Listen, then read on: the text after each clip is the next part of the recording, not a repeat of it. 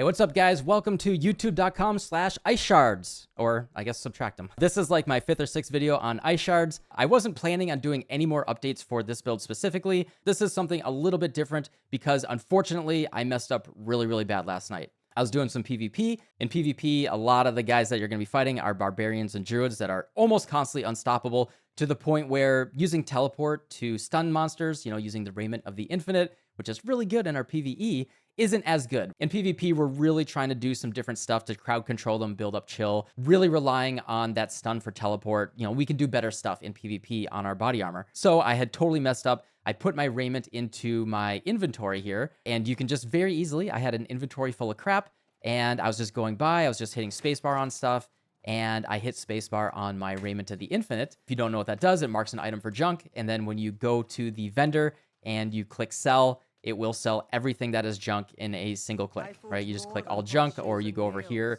and everything that is junk, when you sell it, you just one sell, it does the entire inventory. I didn't even notice that I sold my raiment. I should have put it in my stash. I wish you could mark it for unsellable or something. I am level 87. That is the only raiment that I had. I didn't realize it for like an hour later because I was PvPing and I just didn't notice. So when I did notice, I scrambled back. I was like, I went to the buyback here. I was like, I looked if it was here. It was not here. Then I looked through all my stash and I looked through it like 3 times. I was like, all right, maybe it's in there. Maybe it's in there. It was not, unfortunately. Luckily, I had done a lot of experimentation, if you saw my previous videos, with all sorts of variations of trying different things and trying to do stuff within the bounds of doing an Ice Shards Frost-based build. So I had some ideas for what I wanted to do, and so I went a little bit back to the drawing board here. The cool thing is this is a non-unique required setup. Do need a good amount of the aspects. This is just the way that Ice Shards works in general. You need to deal with your mana. You need to deal with your cooldowns. Although we are less cooldown reliant than the, the teleport version. So in the background right now, I will put up the tier 53 Deathless Nightmare dungeon that I just ran,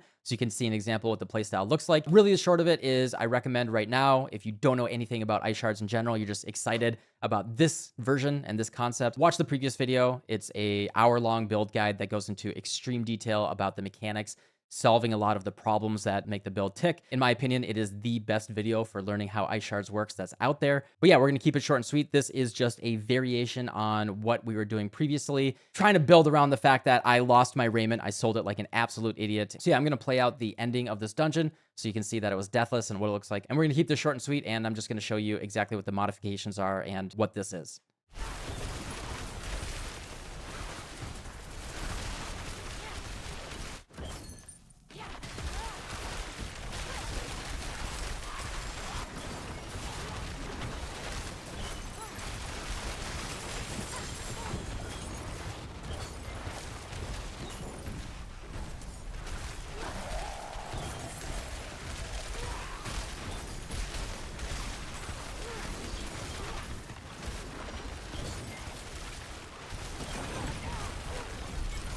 So the entire concept here is we lost the Raiment of the Infinite. Sad. We no longer can pull all the monsters into a set stunned location and get that bonus damage. So we have to go to a more control mage playstyle. I'm always going to call it a mage, sork, wizard, whatever you want to call it. I'm an old school World of Warcraft mage player. This really fits like what I like for how I play mages and wizards and stuff in general. This is more towards my preferred playstyle. The wombo combo playstyle is like kind of cool. What I really like is kiting monsters around, bringing them in, and just controlling the area.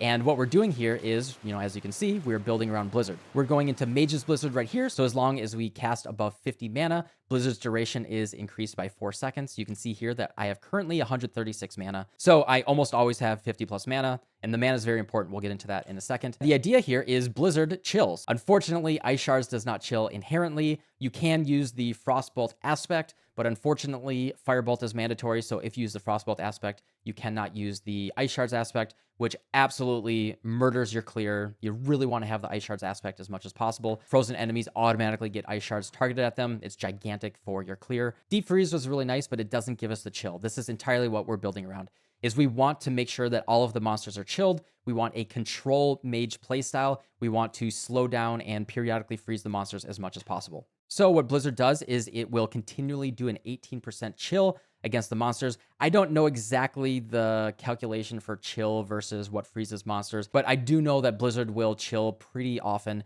And the other advantage here is on lucky hit, we have a 9% chance to freeze. Now, the lucky hit for Blizzard is only rolled once per cast. And the other really cool thing about Blizzard is you can spam it in one location and it stacks. And then you can actually very consistently build freezes on the monsters. It's incredibly powerful. You can play as a control mage playstyle, walk up to a door, start casting your Blizzard like at the door of a room, kind of kite the monsters out. They're going to freeze in there. Periodically, you can use Frost Nova when you need to, but we really don't need to very much because we're using destructive ice shards and we are consistently freezing with a combination of snap freeze and Blizzard. We actually don't care that much about Frost Nova for doing a full wombo. We are playing a little bit more of a patient control mage playstyle. That's really the foundation of the playstyle. That's really the difference here is instead of going in, sucking in all the monsters, freezing them, and just hoping that they all shatter and explode, we are playing more of a control mage playstyle, kind of staying back, luring the monsters into our Blizzard. You know, if we need to, we can drop a Frost Nova just to ensure that they're frozen, and then just ice sharding the monster a little bit at a distance. It's significantly tankier, actually, because of not using the Raiment, which has almost no defense. We also get access to an additional aspect here, which really opens up some additional defenses. And then let's just quickly go over the slight modifications that I made to the default build. So in terms of the aspects, Protector is still mandatory. Damage in Elite gives you a gigantic barrier, you know, up to 7,000, which is crazy. This is just mandatory for, I think, every single Sorc build. Big thing that we're doing here that we can add in is we are now using Ever Living on our chest armor, which gives us 25% less damage from crowd-controlled or vulnerable enemies.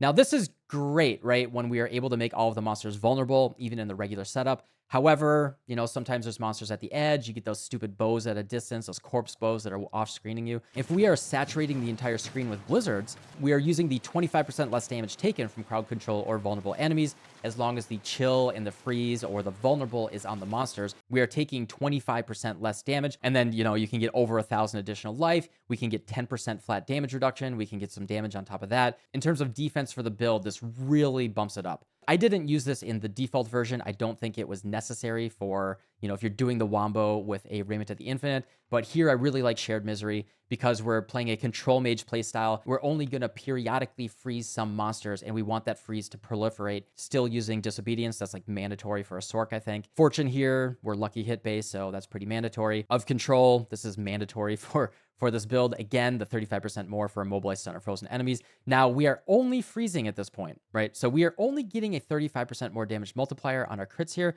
Still very good, but, you know, it's not as good as it was when we had stun and freeze. The big thing that makes this mandatory regardless is that when you stagger a boss, all three of these are active. All ailments are active when you stagger a boss, so you're getting that boost regardless on bosses. What this is as long as we have 100 plus mana, we get up to 60% increased critical strike chance. We really want this on our amulet as well. Usually it's only 40%, but this one goes up to 60%. However, we can only really consistently do this when we have a lot of mana. So there's a mandatory Paragon board to really make this happen. And you can see I'm barely going into it. This is the Elemental Summoner Paragon board. I am just using this for these points right here. Unfortunately, I don't have enough willpower to get the additional 8 mana here, but you can see this is 12 plus 8 mana for 20 plus mana. And then it goes to 28 mana if I had enough willpower. This plus at least 1 mana roll on some of your gear. I think I have it right here on my helmet. I have a low roll mana right here, which gives me 136 mana, which allows me to, like, as long as I have good mana sustain, right, I am pretty consistently over 100 mana. So I am getting that additional critical strike chance all the time. To make sure that my mana is as high as possible in this configuration, I think this is pretty important for quality of life, is I am using both Umbral and Prodigies. Unfortunately, the Codex version of Umbral right here is a 1 roll. That's basically unusable. If you don't have at least a 3 or 4 roll Umbral, I recommend using Frozen Memories, which makes your Avalanche apply to 2 casts. This is really big for sustaining your mana.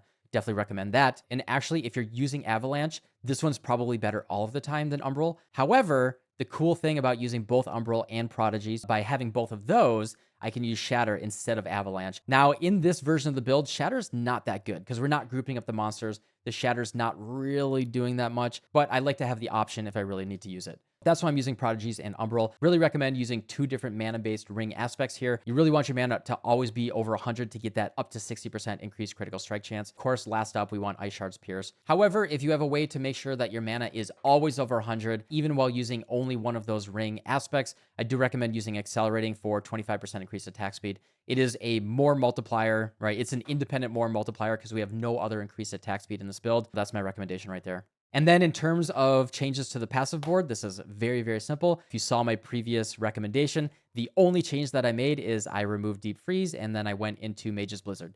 That is it. There are no other changes from the build guide. And there's only 2 changes to the Paragon board right here. The first one's we're using Elemental Summoner. That's what I showed you guys already, where we get the up to plus 28 flat mana for our build. And then the other one, this is the one that I was really sad that I couldn't use previously because we were never consistently chilling. I know that when a monster is frozen, it's chilled, but that doesn't really matter for damage reduction, right? So the big thing that we're doing here is we are able to use Icefall, which is huge. Killing a frozen enemy grants you 15% of your max life as a barrier for 5 seconds. And the other thing that I really like here that I am taking first is we are taking this rare node Keeper of Winter for 12 plus 9 for 21% reduced damage taken from chilled enemies. Obviously, when our enemy is frozen, reduced damage taken from that is pointless. But if enemies are always chilled, walking underneath the blizzard, then 21% less damage taken. This is huge for our survivability, and that allows me to do much harder nightmare dungeons without too much struggle. The default Paragon, I go into a lot more detail in the original build guide. Watch that for the general overview. These are the only changes that we made, and everything will be in the D4 builds link that I put in the description below.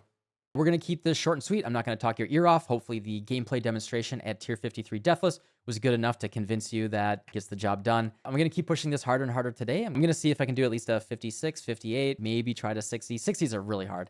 The damage gets pretty crazy. I actually think compared to the Wombo setup, I'm liking this more. And I think there's a lot more potential here. I think there's a higher ceiling in the content that we can take on with this version of the build. So yeah, with my current knowledge, my current experimentation that I've done with this build, I've been playing this build nonstop, for like 3+ weeks at this point. I've tried everything that people have recommended for my own experience, and what I've done so far, this is what feels really, really good.